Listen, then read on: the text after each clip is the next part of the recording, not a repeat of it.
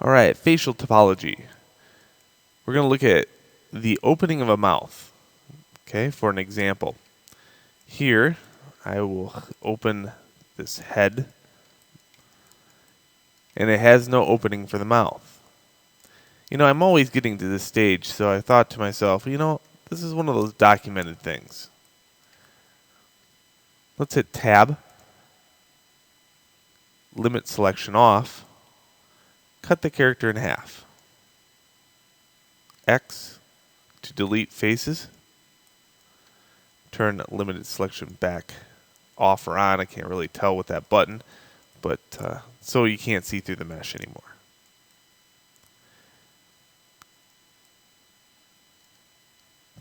Okay, now we got this new one. It's called Knife. I also made a shortcut key by right-clicking and create shortcut, so it's K on my keyboard. If I click K, I have this, and what I'm going to do is chop away just like this.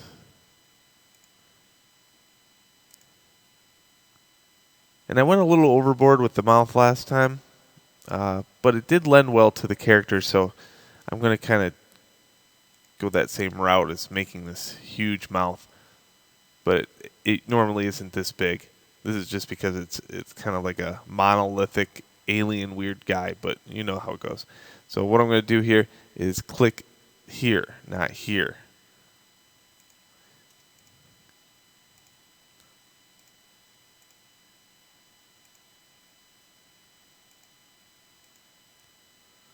There we go, and complete it, and then hit enter. So my goal here is to have an edge loop that goes all the way around, but if I went to Control R right now, you'll see that it dead ends. Okay, right click. K on the keyboard. I'm going to start here and cut it to the center of this one.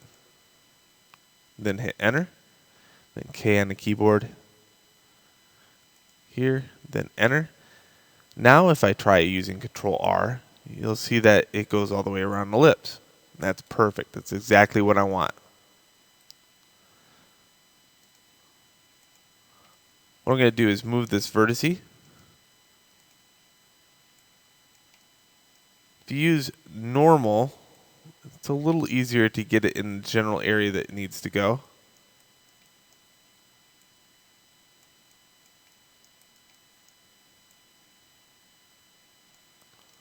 So I'm going to put that vertice at the corner of the mouth. And you'll see that these are all quads. I'll switch to faces. Get rid of all these faces here.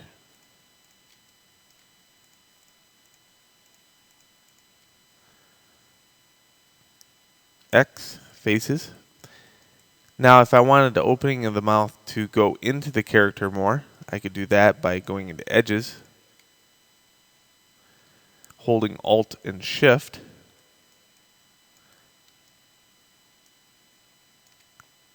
Control E, and then just go back with it. Now a lot of times I like to hit right click here, switch back to global, and just push it back.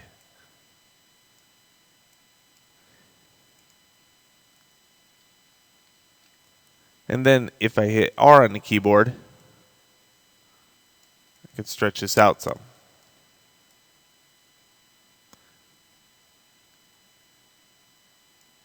Okay. A couple times with the old smooth vert will yield some really good results too.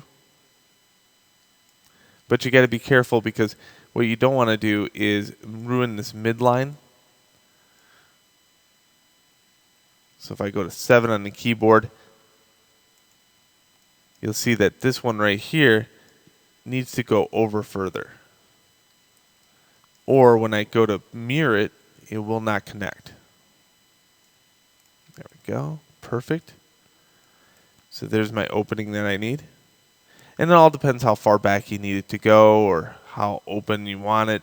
You know, you can manipulate these vertices all you want. All right, so let's put it all back together. Let's get into object mode, add a modifier, mirror. What I like to do here is hit tab and then A. Move this just a skosh. I mean an absolute skosh, not just a skosh, but the closest you can get to away from the character. So I'm making this little tiny gap between the character and the other character. The reason I do this is when I go to merge limit and up the number, I could see 100% that they in fact merged.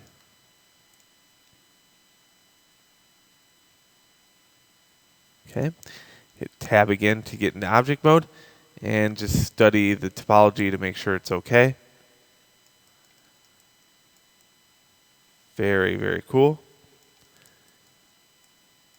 And just make sure that under sculpt mode, that vertices line up tit for tat. In other words, if I go into F grab, I should be able to grab this one and have symmetry X turned on, and the other one on the other side should move. Let me make my brush just a little bit bigger. There we go. I have to grab the non-mirrored side. So this side's my mirrored side, this side's my non-mirrored side. And sure enough, what I'll do is just generally make my brush really, really, really small using the bracket keys just to make sure my symmetry points are on. Yeah, that's really good.